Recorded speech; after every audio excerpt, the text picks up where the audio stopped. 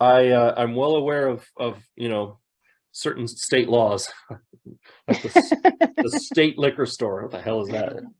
I know, right? It was such a culture shock when I moved down there. I'm like, what? I can't get wine at the grocery store? You know, Nope. like it was Yep. so crazy.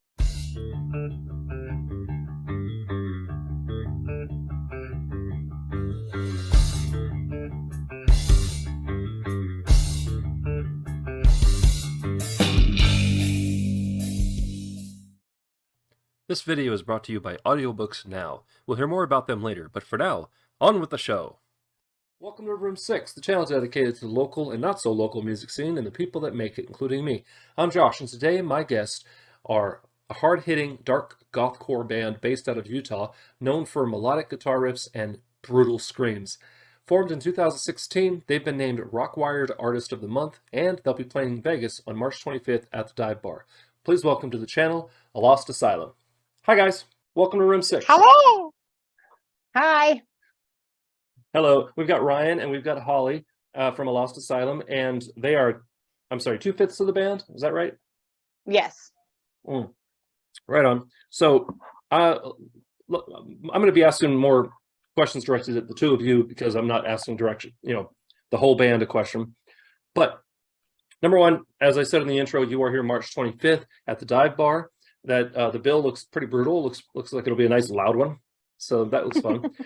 I want to jump right in because we have limited time here on these virtual meetings. Wanted to say, what is the earliest musical influence that made you say, I want to do that? And whoever wants to go first. You can go ahead, Ryan. Holly. Okay. Yeah, it was just I was 13, 14. I was given a guitar by my uncle. He showed me a power chord. I kind of just took it from there. But the two bands that made me want to take it away from there was primarily Weezer and Green Day. And then it kind of evolved into Avenged Sevenfold, Death Clock, System of a Down, and so on and so forth. And now it is Holly's turn. Wow, that was the most succinct one I've gotten in years. So thank you. He knows what he likes. Yeah, right. How about you? So yeah, I was probably around like 13, 14 years old when I started getting into this kind of music. Started with like Atreyu and Under Oath, and then just like grew from there. Now I listen to like Blessed Fall and Percival and Execution Day and Until I Wake. So there's a lot of them. I could go on forever, but yeah, both of you seem to have pretty well-rounded influence. It isn't just like I only listen to these two acts or something. And off camera, we talked about, how would you define your band's musical style? And it was a little bit like Evanescence, but more brutal, more screamo, or not screamo, but screaming. Where did that come from? Because Holly is the lead vocalist. At what point did you discover, hey, I can scream and not do a whole show like this? I can't, I'm not ruining my voice or whatever. So I've never been able to scream. That's never been my forte. And so we've had Dante, who is the rhythm guitarist, and then also the drummer who takes over those. So they do that in the studio and they do it live. So we've heard all these bands that had all these males that had really high voices. And so we're like, why don't we just start a band with me singing and have an actual female with a high voice in it, But since I couldn't do the screaming, we had to get somebody else to take over that for me. So nice. It does require some serious conditioning, from what I understand. It's never been my thing. It's never been my thing. And when I've tried it, I've regretted it. I mean, I'm talking just like Foo Fighters. It's always that like, oh, know your limits. Okay. Yep. Cool. So you have been a band in some way, shape, or form since 2016, I believe. Yeah, that's correct. Okay. I wanted to ask, what's your favorite show memory of performing as A Lost Asylum? And it could be, it was really, really good, or it went really, really bad, or, what is that memory you like to pull out? So personally, my favorite, we got to open up for Dead Rabbits. And so I got to meet Craig Mabbitt, who was like one of my favorite vocalists of all time. So that was probably the most memorable of mine. My end. Sorry to cut you off, Ryan. Go ahead. Just real quick to finish off on that, Holly, what made it so memorable? Was it just the size of the crowd, or the energy, or just the fact that you always wanted to do a show with them? Yeah, I've always wanted to like be on a bill with one of my idols, you know, and so I finally got to like live that dream, even though it was a smaller show, you know, because Dead Rabbits isn't as popular as Escape the Fate, but it was still awesome and amazing. And I got to shake his hand and talk to him for a minute, you know, it was just Nice. it was cool. All right, Ryan, play. Yeah, I have not been with the band as long as people might want to think. I've only been, I think, what was it, like August or something of last year, or September, it was something like that. Yeah. And yeah, so far my favorite memory with the band, or my favorite show, was at Liquid Joe's. It was November or something, and we played. It was me, Justin, Holly, and Dante came and played the rhythm guitar again after a while of not playing with the band, and I filled in on lead. And then we had our friend Charlie, who's in a band called Crowflower. He's actually the bassist of that band and part vocalist, and he just killed it. He came in, learned all the songs in like 2 days, and he just I love playing with him. So like, yeah, it was Liquid Joe's. We opened for Andrew Boss too. That was a fun thing too. That was a very fun thing. Nice. For me personally, I'm just going to take a little time to talk about me. It's my show. For me, it was playing the House of Blues. It was one of those, you know, local band showcase. You get a half-hour set, and you know you could sell some merch, and you had to like, you know, sell a certain amount of tickets in order to make any money, and we didn't. But it was one of those, just check that off on my little, you know, rock star wish list moment thing. Because number one, the House of Blues has amazing sound because there's a sound person out in the audience and there's a sound person on the side. So you hear everything on stage and they hear everything in the audience, and it's really awesome. And just also, it was the first time where like proper real green rooms, 3 green rooms back there with showers in each one. And just made the whole thing was like, this is how I wish every show was, kind of thing. And then the capper was, when we're done with my set, I was a front man and you know, play guitar and singing. When we were done, some kid in the front of the crowd says, "Hey, can I have your pick?" And I was just like, "Yeah, man, sure." And I flick it at him. That's a good moment. And I'm telling the lead guitarist for the next act, who's actually been on the channel, and he said, "Oh yeah, he did the same thing to me." I was like, he's just hedging his bets. You never know. You never know. Yeah. So, but that was cool though. And more importantly, my wife, who never went to shows for various reasons, was there because it was, you know, playing House of Blues. You know, you got to be there. So that was cool. She and some family friends got to see me actually doing a thing as opposed to just in the corner of some bar. So that was really nice. That's awesome. Moving on. Where did the name A Lost Asylum come from? Justin actually named the band. We were just spitballing with one another, and that's one of the ones that he came up with, and that's the one we picked. So nothing special, really. Wow, deep.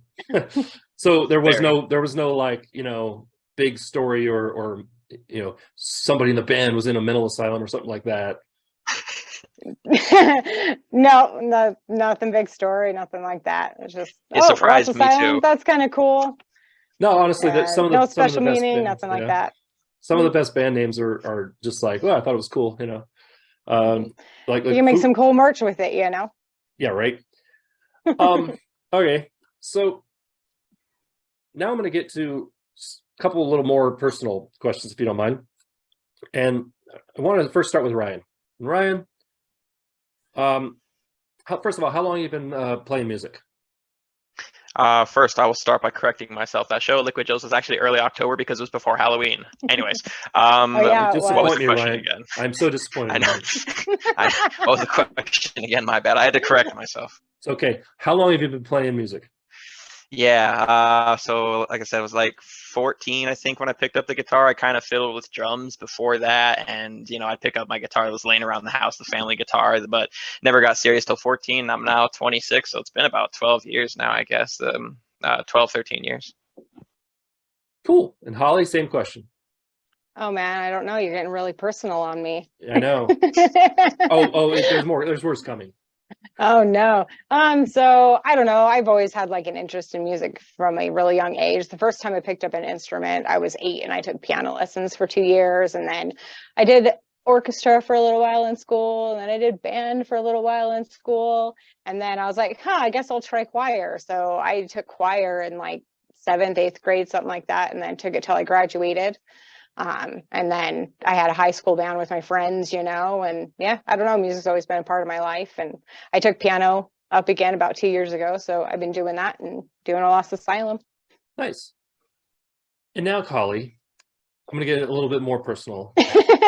All right. Oh boy. All right. So, especially in the metal hard rock genres, pre-quarantine, there was definitely a little bit of, I think you'll agree, there was a little bit of misogyny, a little bit of a toxic, male toxic, what's the word I'm looking for, or atmosphere that it was not hard to find. I'm sad to say, right? Yeah. And I'm not going to ask about what sort of experiences you've had with it, but what I wanted to ask was, post quarantine, it seemed like it didn't matter what the show had on the bill, packed. Everybody was happy. Live music, hooray! It didn't matter what you were doing; they loved you. And I was wondering, have you noticed any sort of change with that regard in your local or not so local community? No, not really. I mean, I haven't really experienced a whole lot of that environment. There's been a little of it, but it's mostly like people like being like, oh, she doesn't know what she's doing. She's a female, and you're kind of like a lesser musician because you're a female. And so like I kind of had that attitude before I went on stage. And then after I got off stage, everybody loved me. And so that's still like the same, I haven't really seen it different as far as that goes. And our show's attendance still the same, so. Well, that's good to hear. Yeah. I know that in Vegas there's still unfortunately a little bit of, you play pretty good for a girl, or Yeah. oh wow, chick singer, or whatever. And it's one of those things that I'm leading up to. There's a reason I'm asking this question. I'm leading up to another question for both of you. It's one of those things that I wish if there was a way for me to personally change it, but the problem is it's not affecting me directly, Yeah. So my voice isn't quite as strong as someone of that affected group. So with that being said, let's start a fight. All right. If you could change one thing about your local music scene, what would it be? Like personally around here, there's a lot of bars that just do cover bands, and I'm all about that original music. So I wish there were more like venues that wanted original bands to come through, and more like all age venues, because those younger kids, they don't have a whole lot to do. Like if they were able to go to shows, gives them something to do. But yeah, exactly. We've got a couple. That's my take. No, I totally agree. Pre-quarantine, starting to see a little bit of that, where suddenly it was karaoke DJs, or cover bands for a lot of. But now there's between the booking agents, promoters, and these all ages venues that had music in the past every so often, they're really pushing it now. And I'm seeing it a couple all ages venues where they've got like 8 bands on the bill for a night. And yeah, that's a big show. And that's crazy. And no matter what the price of the ticket is, it's good value. So it's like a mini fest, Yeah. And so I was just wondering what it is like outside of Vegas for that. So Ryan, same question. What would you like to change about the local scene where you are? Man, I was trying to think about that while she was talking about it, and I think the way to sum it up is like, I don't know, I'm not God, so I can't change what I would change, but what I was thinking is I try to get more people to be less jackasses, as in like, because a lot of bands will go out to shows, and as soon as they're done playing, they'll just leave immediately, which sometimes you got stuff you got to do, that's all right, but like a lot of the time it's just, I don't know. It's like stick around for the other bands, and I wish I could get more people to come out to shows too. But like I get, we're none of us are famous. We're not famous bands. We're just local bands, so it's understandable. Nothing exciting about us. But I don't know. Just try to find a way to hype up shows more and promote them and whatnot, and just try to get more people to come out and get more of the bands to stick around rather than just thinking they're too cool for school. Yeah, honestly, that is one of my pet peeves. Nothing ticks me off more than you're at a show and like halfway through, in comes this influx of people for one band. They got the shirts on. They're there for that one Yep. band. All of a sudden, there's video. All of a sudden, there's like a whole bunch of phones or cameras, whatever. And then as soon as that band's done with their 30 minutes or 45 minutes, those people leave. I'm like, you paid for the whole ticket. What are you doing? But and like you're not even here for the headliner. That's what really boggles my mind, is that this band is like second to last. So stick around for the last act. Why not? I never got that personally. But you can't put that on the band too much. Now, if the band leaves, like you said, sometimes, they got reasons. The bands that always stick around, of course, are the ones on tour. They got nowhere else to go, basically. So yeah, I like to hang out with them. But I think I agree with both of you. And I feel like that's a tough, the first one, especially the all ages, that's a tough sell in Salt Lake City. Yeah, it is. Because I spent a winter anywhere. I spent a winter there, like I said, and I'm well aware of certain state laws, like the state liquor store. What the hell is that? I know, right? It was such a culture shock when I moved down there. I'm like, what? I can't get wine at the grocery store? Nope. Like it was so crazy. I was like, I have to go to the liquor store. This is done. Have you done the pilgrimage? Have you done the pilgrimage to the Montana border for fireworks and alcohol? No. Yeah, we did that on New Year's Eve, and I remember it was snowing, and I'm on the freeway, and I hit the high beams because there was like no lights, and it was snowing, and suddenly I was in hyperspace, and it was funny. But yeah, that's what we did. Was that place? I was surprised when I saw you guys were out of Salt Lake City. I was like, really? I didn't realize there was that heavy of a scene there. And there can't be that many venues you get to play at. No, there's quite like if you go out, not just like if you branch out of like Salt Lake City itself and like go to Ogden and down like south and stuff like that, so if you kind of play that whole area right there, there's quite a few. That's true. Ogden's kind of fun. Yeah, and there's actually a lot of bands there that are a lot heavier than us too. There's a lot of like death metal and black metal bands out in Utah. But you hear Utah and you think Mormons and polygamy and you don't think, metal music, but yeah, we're here, I promise. One of my proudest, this is going to be terrible, and feel free to cancel me, viewers. At the time, I was in a certain place in my life where I was sitting in a car at a light at the Mormon Tabernacle, the big one. Mm-hmm. Somebody in the car was smoking. I was drinking a Coke, and we were listening to Metallica. It's like, we're breaking all your rules. Right. You're like, take that. I know one time when we go on tour, I want to get on stage and be like, I'm Holly and we're from Utah and these are my brother husbands. Nice. Nice. Freak everybody out a little bit. Nice. That's I think we found your opening line. That's a good one. Right. Okay. So back to some little more generic questions here. And now, a word from our sponsors. Thanks, Josh from the past.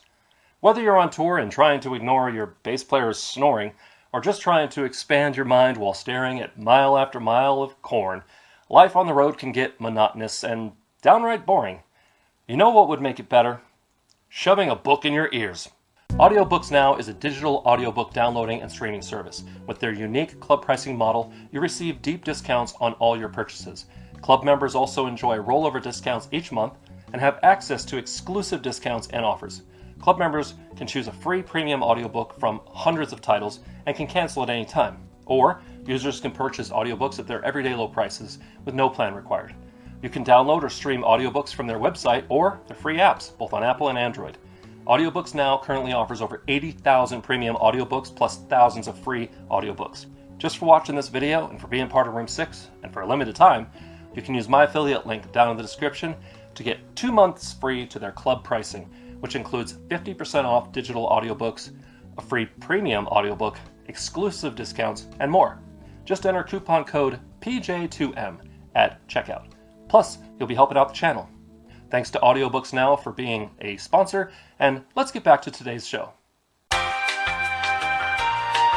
And once again, I do appreciate your time. Thank you very much for coming on the show. I do appreciate you. Thanks for having us. No worries. Yeah. How long are you going to be in Vegas when you get here? I think we're going to only be there for one night. We'll probably get there the night before, spend the night, and then go home after we play.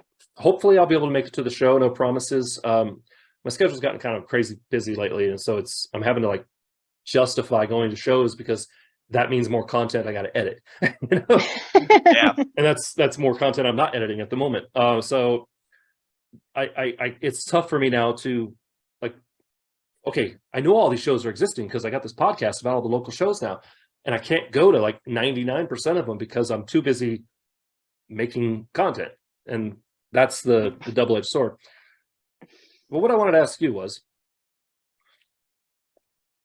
what is your ideal musical day? And what I mean by that is you have nothing to do but make music all day, or to do something musical, whether it's go to a concert or write a new song or just rehearse all day or whatever. You can go first, Ryan. All right. Yeah, my musical ideal day, I guess.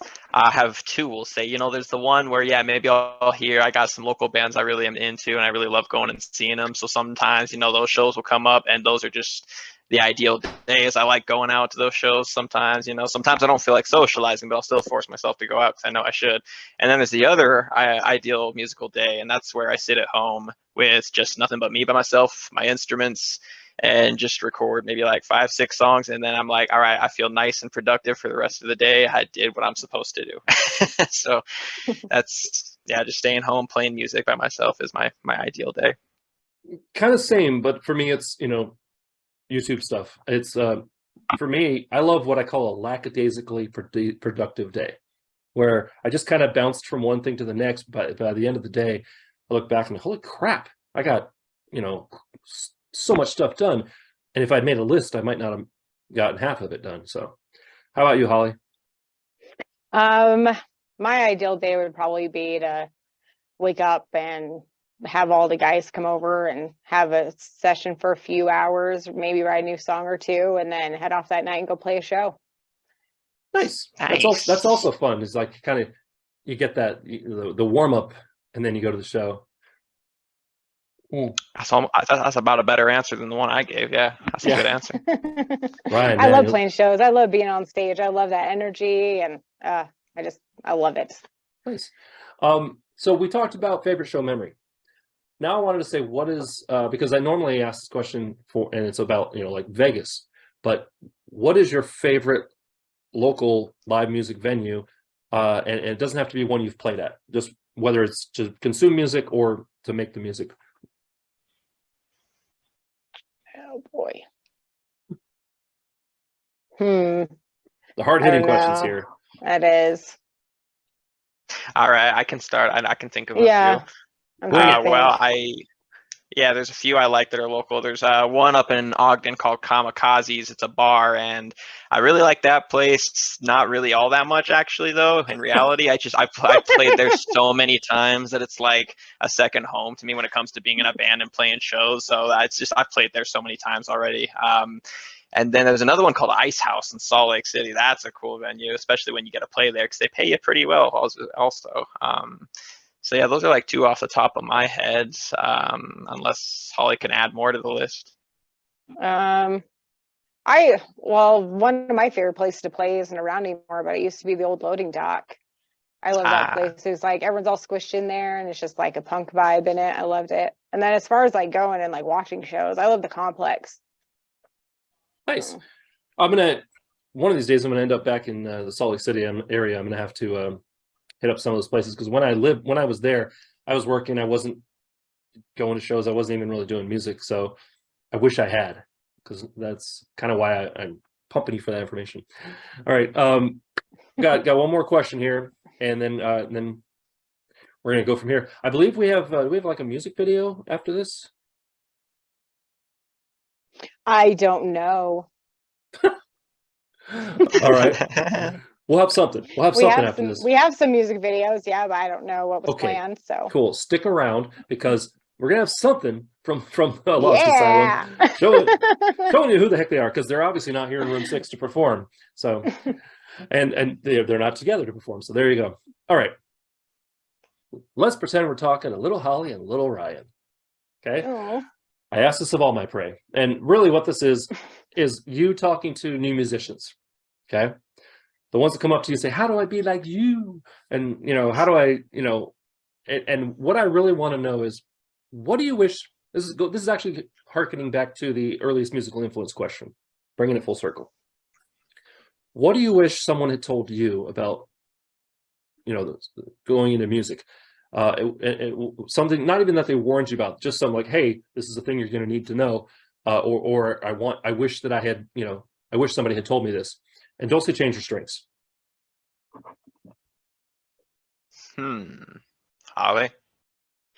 I wish they would have told me, like, you need to be like true to yourself. Because when I first started doing music and like writing stuff and putting it out there to the universe, I was like super nervous and worried all the time about what people thought. And I would tell little Holly, don't worry about it. Just be true to yourself and be you. People are going to love it. And then maybe that would have brought some of my anxieties down that I had, you know. Now I'm like that, and I wish I was like this from the beginning. But to be fair, you might not have written some of the music that you've written without those experiences. That's the dichotomy. That's the dichotomy. Is like, yeah. I have a hard time writing songs now because I'm happy. You know. Not full of angst. Yeah, it's like I've been married over 20 years, got a great 15-year-old kid, and you know, I get to do this, and I mean I still have a day job, but even that's not so terrible. So it's hard to write music like that. You know, you can only write, everything's cool so often. So yeah. Especially when you write our type of music, right? First world problems. Yeah, right. I took my dog for a walk. All right, Ryan, how about you? Oh man, she just gave you like the best damn answer you can get, honestly. Because I related a lot with what she was saying. I was like, oh man, maybe I would say that, but dude? I know, right? But yeah, no, actually, off the top of my head, if there was something, if I could pull up Brad Paisley and write a letter to old me, you know, old young me, you know, I'm like, I would sit down and maybe try to talk to him about practicing, because I feel like if I would have practiced and really put more time into practicing when I was younger, because I was one of those where I just kind of picked up a guitar, somebody showed me the power chord, and I just took it off, and for like the longest time, you know, that's it. I was Billy Joe. I couldn't shred, but I was okay with that. But I'm like, oh, dude, if you would have just for years and years put in more practice to try to be like Sinister Gates, you maybe could have been like that. And I'm still trying to get like that now, but I just thought that I knew it all. You know, I had all the power chords. I don't need to learn anymore. I'm good. But I just tell him to practice more, but I wouldn't tell him or demand. I just talk to him about it, because if you tell him little me what to do, he's not going to like you. So, right. You know, I actually, I'm wearing merch from my shop, room6.shop. And one of the things I designed was this, which says, make music, not excuses. And it's because every now and then I have to remind myself to turn around and go touch that stuff on the walls. Yep. You know, it's just one of those, why do you have it still? It's not just set dressing, you know?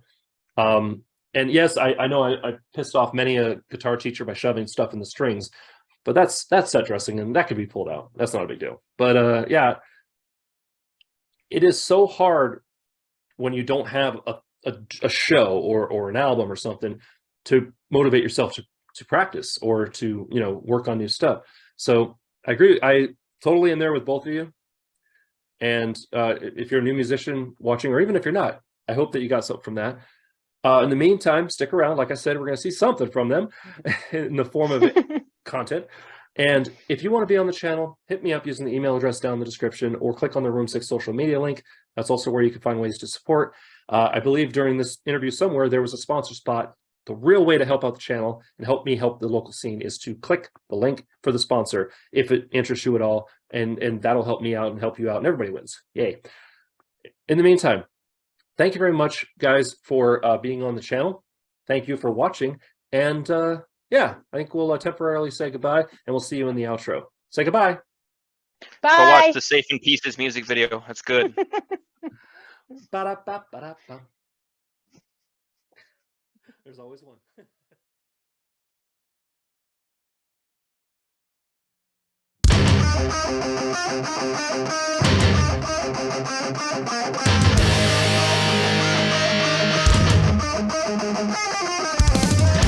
I'm willing to give you this box. I kept it hidden away. Inside is my heart. I hope you like the green display. It's in pieces, so please keep it safe. From this lifeless card, we're breathing like bad. For the angel inside, will always be glad. I'm ready to surrender to you, lay next to you as our bodies grow cold. If you are the devil, then my soul is forever sold. I never saw it coming. I'm slowly falling for you. Started with a look and a slip of the tongue. It was easy to fall into the web you spun. I'm ready to surrender to you, lay next to you as our bodies grow cold. If you are the devil, then my soul is forever sold.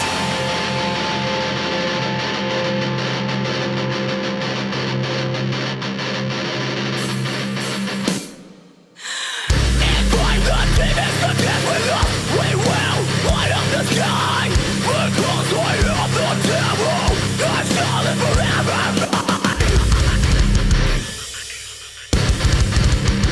Your soul is forever mine.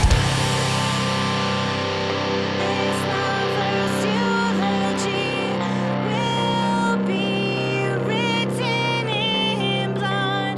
It signifies the beginning of all that's to come. Close my eyes and take a deep breath. There is something I need to confess.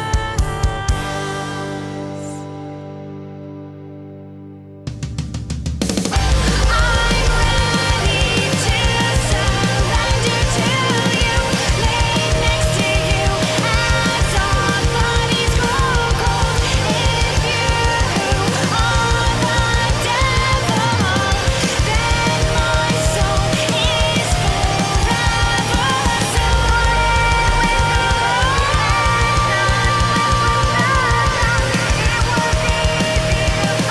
Lying next to